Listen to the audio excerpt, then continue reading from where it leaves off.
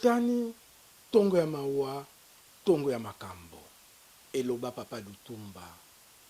Bamama batata bandeko na minute oyo bazoboma bandeko na biso na Kasai Central.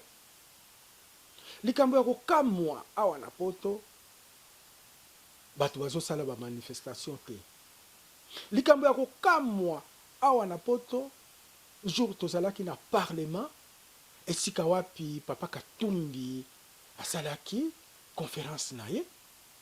Ndeko na biso Paul Sampu a sensibilisaki peuple congolais ki bazoboma bandeko na biso na Kasai Central. Ba congolais nyonso oyo bazalaki na kati bayokaki yango, mais attention na bango ezalaki kaka focalisé epai ya Papa Moïse Katumbi Chapwe. Parce que Papa Moïse Katumbi Chapwe ye aza na mbongo. Bandeko na ngai ezaleli wana eza mabe. Soki ndeko na yo aza na pasi, même aza na mbongo te, il faut kosunga ye. Ezaleli wana euti wapi? Il faut kaka ozala na mbongo, il faut kaka oyebana, il faut kaka opesa mbongo na bato mosusu po bandeko na yo balanda yo. Pona nini awa na poto tozo organiser ba manifestation te? Pona nini awa na poto tozo beta masolo oyo bazo boma bandeko na biso na Kasai Central? Bandeko na biso ya Grand Kasai boza wapi? Solidarité ya baluba eza wapi? Solidarité ya biso bato ya Manyema eza wapi? Solidarité ya Bangala eza wapi? Solidarité ya Bakongo, ya Baswahili, ya batu nyonso, ya batu ya Bandundu eza wapi? Bazoboma bandeko na biso na Kasai. Bino moko boyebi ngai Cyprien Wechi natikaka bandeko na ngai te. Me bandeko na ngai nde bakomprenaka ngai te. Surtout bandeko na ngai ya Grand Kasai. Soki nazoloba makambo ya Grand Kasai bakanisaka ke ngai Cyprien Wechi naza contre bandeko na ngai ya Grand Kasai. Te Cyprien Wechi alingaka bandeko na ye ya barejo nyonso. Soki bosali eloko na bino ya bien na kokumisa bino. Soki bosali eloko ya mabe na ko dénoncer. Soki ndeko na ngai aza na pasti ngai Cyprien Wechi na kozala pembeni na ye. Na minute oyo na sengi na batu nyonso tosunga bandeko na biso ya Grand Kasai.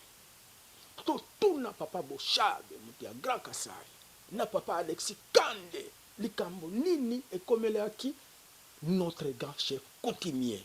Il nous doit des explications, mes chers amis.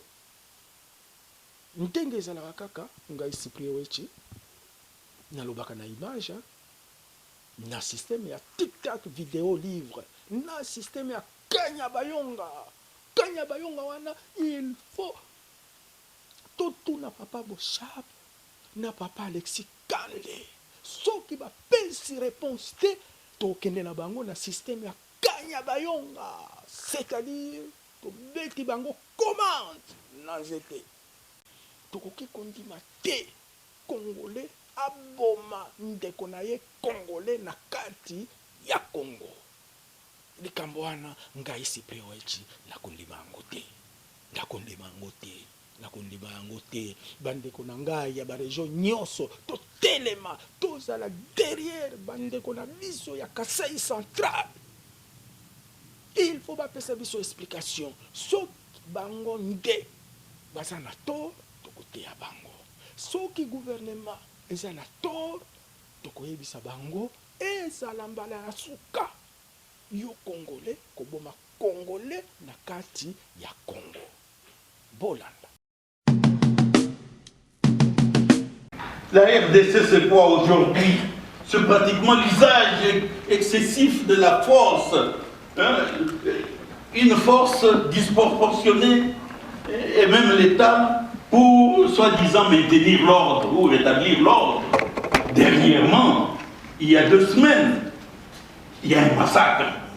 Nous enquêtons là-dessus, un message qui vient de se commettre la veille des derniers événements de Beni Butembo. Et ce massacre vient d'être commis à Chimbulu, dans la province du Kasaï central, là où Kinshasa est censé gérer le pays, gérer les citoyens, leurs biens.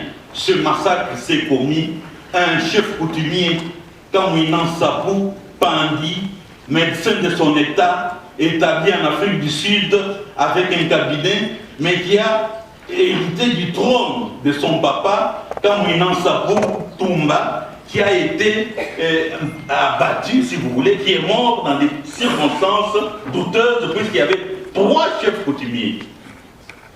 Kalamba Mangolé, Luandanda et Kamwinan Sapou Tumba. Ces 3 chefs de l'État ont dit niet à l'appui que le chef de l'État et le ministre de l'Intérieur, Bochab, qui avait approché ces chefs de coutumiers pour dire aidez-nous, appuyez-nous dans tous les stratagèmes que nous mettons en place pour pouvoir maintenir le président Kabila. Ils ont dit non.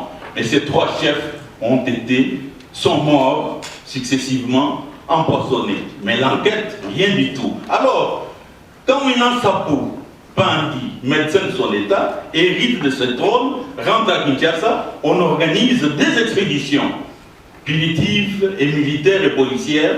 La première pour perquisitionner son habitation et violenter les membres de sa cour et même violer son épouse, la reine. La deuxième, c'est celle qui a eu il y a 2 semaines, où pratiquement les éléments venus de Kinshasa ont été largués à Chimbulu et les villages environnants où il y a eu mort d'hommes et le gouverneur ne s'est même pas privé de nous faire une déclaration télévisée montrant le corps du chef Kamwinan Sapou Pandi vraiment mutilé et dont la partie génitale a été pratiquement arrachée. Quelle cruauté! Et aujourd'hui, les villages, les maisons, les habitations sont rasées et les rescapés sont en brousse jusqu'à ce jour et la MONUSCO est déjà au courant, mais l'enquête. Mais nous, Organisation des droits de l'homme, nous avons toutes ces informations et bientôt, nous allons mettre sur la place publique un rapport préliminaire.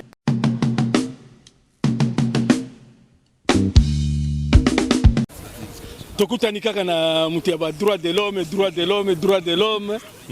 Avocat du diable. Mbote? Mbote, avocat du diable. Teuti conférence. Bolobaki nini?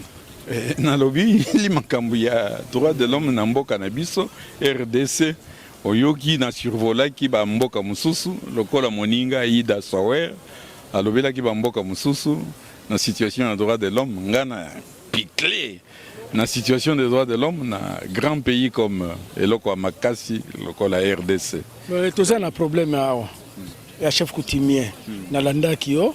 Est-ce que tala nano boye ok ko expliquer bandeko na biso kawana ezalaki ndenge nini po ba koma na niveau ya koboma chef coutumier parce que lobaki yango ko lobango na lingala po bato ebele balanda yango. Bon. Oh, ça là nous exposé des faits, c'est simple. Toza déjà na ba élément, il y a enquête oyo citoyenne, oyo ba société civile, na ba droit de l'homme na mboka na biso ba récolter. Mais to kobimisa rapport préliminaire na koboma ba bomi chef coutumier wana kombo na ye Kamwinan Sapou Pandi. Kamwinan Sapou Pandi azali mwana ya chef coutumier ya oyo babengi Kamwinan Sapou Tumba, grand chef coutumier na Kasaï central. Kasaï central et donc na Chimbulu, territoire à Chimbulu, Dibaya, ba oyo bayebi ba ko situé territoire wana na carte na biso eza na centre. Babomaki eponani. Babomaki ye pote aboyi ko coopérer na batu ya pouvoir. Aboyaki puisque chef wana Pandi, Kamwinan Sapou Pandi, kala mingi te bautaki koboma tata na ye akufaki na ba circonstance moko mystique, puisque tata na ye azali parmi les 3 chefs coutumiers. Luandanda, chef Luandanda, chef Kalamba Mangolé, ba chef wana ba boyaki kokota na jeu ya pouvoir pour na maintenir chef de l'État.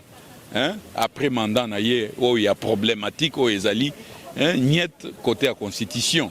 Ba boyaki et puis ba chef nyonso misato wana ba kufi par empoisonnement. Alors dossier wana tozota le lango malamu potoye ba kufaki na poison ya nani. Mais toza déjà na ba élément ebelé. Alors tango siko mwana comme Inan Sapou Mpandi, médecin établi en Afrique du Sud, a hérité trône. Azongi na Kinshasa, ba intronisé ye comme remplaçant ya tata na ye. Pouvoir elinga kipe mwana sikoyo a s'appuyer côté na bango. Ba ministre de l'Intérieur bazali cité, ba gouverneur Alex Kande ya PPRD na ba msusu bazali cité na domaine wana. Mais ye alobi non. Nakoko kota na biloko wana te to respecter constitution na biso to salela peuple bolam. À partir de ce moment-là, chef wana, le nouveau chef Kamouinan Sapou Mpandi a commencé à avoir des problèmes avec le régime. Régime est cotine en absence na yetango zonga qui Afrique du Sud pour gérer cabinet na médical avant zonga lisusu probablement définitivement à s'installer. Batinde lié, expédition punitive, il y a des policiers, des militaires là-dedans. Ça une perquisition à son absence, violenter bateau, proche naye, batunaye à famille, bakutaki kuna na mwasi naye, mwasi naye, auto considéré comme reine, violenter yé et soupçon il y a viol les ali na katiwan. Tango ici kazaki na Afrique du Sud ayoki ndengo na zongi mbangu. Tango zongi aleli makasi à réunir Batunaye, na Chimbulu, na Dibaye un peu partout, pour aller biloko boye ko sala mate, l'État ko nyoko la biso boyete. Et ça li moi quand moi révolution moko tu ya population ba villageois, ça li neti ko s'affronter na ba policier au bazaki kuna. Bon, quelque temps après, Kinshasa atindi ba avion na ba soldats pour l'essentiel ba élément ya garde républicaine. Comme na Kananga, un peu partout, bien armés, Bakei, ko rasé, village ya, Chimbulu, tout ce qu'ils ont trouvé, ils à la moine il y a 6 ans, ils à la moine il y a 14 ans, 10 ans, etc. Rasé. Donc, confusion, détruire, incendier, case, mais pourtant, dans la conversation, dans les éléments bien enregistrés, chef Wana, à cela qui n'a Bouchab. À cela qui n'a pas député Moussous, il y a coin wana pour bayoka va trouver un compromis. Chef wana andimaki alobi bon mais à condition que Monisco est s'interposer. Mais Kinshasa a boyi interposition wana ya Monisco a largué ba militaire ba soldat wana ba keko boma chef wana ba keko bomana ba civil ba villageois civil. Donc, raser village, détruire Bandakou, et puis, Tolanda Kibisonyos, Alex Kande, gouverneur, il y a province du Kasaï central. Alobaki, Banyangala Katawana, terroriste Wana, to Silisi Bango, na chef na Bango, to l'alicier. Omoni, c'est déjà une déclaration terrible sur le plan, il y a droit de l'homme, l'alicier, donc, utiliser une fois de plus, force. Il y a Makassi disproportionné, là où il n'avait même pas besoin d'utiliser la force, etc. Maintenant, voilà. Maintenant à côté, enquête attend mon salamité jusque-là. À côté, il y a Mboka Otozo Vanda, na Belgique. Ça a une déclaration mon côté, na pays européen. Mais ça a pas vacances. Bazongi vacances, zongi kala mingité. Problème est ali. Bazoka moi. Monisco ko bimisa ba élément. Aussi, organisation des droits de l'homme, tout ça n'a pas d'éléments. Donc le fait est là et bien avéré. C'était la veille à dernier massacre, il y a Beni, un certain samedi, vous vous souvenez, il y a 2 semaines. Mais Wana et Salama Kina Kananga, Kassai occidental plutôt, Kanangate, Kassai occidental na Chimbulu, le vendredi. question moko ezalaki na salle dans le même sens hein. Bino bosala kaka ba rapport mais ba par rapport na bino etosaka te hein. Ka kokoma bato bazo. Bon, to commis sanction contre gagnant mais uti wapi. To yebisa bino makambo nyonso. Ba privation ba visa na bato mususu et uti wapi. Et bientôt il y a des plaintes qui seront ouvertes sur le plan judiciaire. Trop crier sur tous les toits. Puisque tous les victimes. Pour le général Kanyama, il fallait il y a sa troisième personnalité, la police. Hein? Mais oui. Le guide suprême, c'est Yemoko. Mais tout à fait. Président Kabila, Bisengimana, Kobanga, Kopinir, Congolais. Na bazana responsabilité na bango établie. Na ba violation grave des droits de l'homme. Il faut qu'on là quelque part. Tout le monde a réaction à bango. Il fallait qu'on bande l'andé na. Mais oui, mais d'accord. Lobby, ceux qui sont à côté, qu'on a batouché à côté, baye ko touché quand même. Kobanga te mais oui mais non mais ok très bien il y a toujours 1 plus 2 plus 3 plus 4 etc. Komata il faut faire ça puisque biso tozali capable ya kozwa minduki to kozwa quoi que ce soit to kendo tia ordre non. Nous sommes là comme des sentinelles. Il y a Makambo Italie, droit de l'homme, Makambo Italie, démocratie, etc. Tout ça qu'on alerter, tout ça qu'on secouer. N'a pas mis à côté, il y a acteurs internationaux. Donc quelque part, tout ça limité. Mais ensemble, biso peuple, ceux qui sont simbani boy, to bangité, ba victime, ba pesi biso ba mandat, ba ndimi pas ça le témoignage. Nakanisi que ba tunyo soana. Balobi, et là que Bossala qui n'a général Kanyama, et ça bien, mais il faut continuer. Il faut continuer, il faut. Mais chef Kanyama, avocat, oui,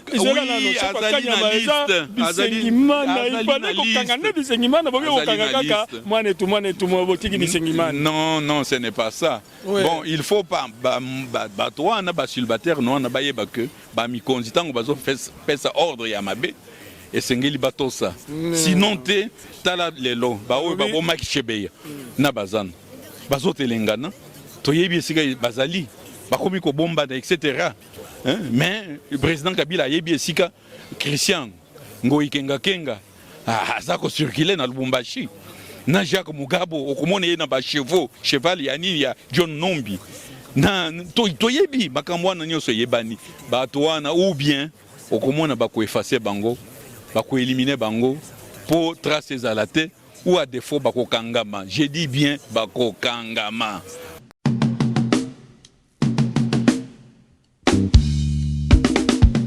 Ba père nangai ba mère tous à la motema ko fungwana.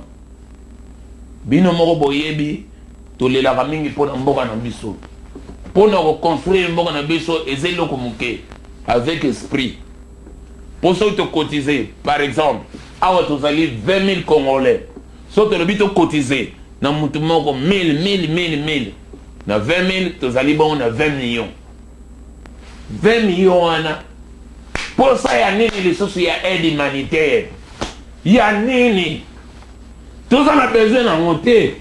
Pour chaque année, tu vas nous payer 20 millions. Aide humanitaire, exactement.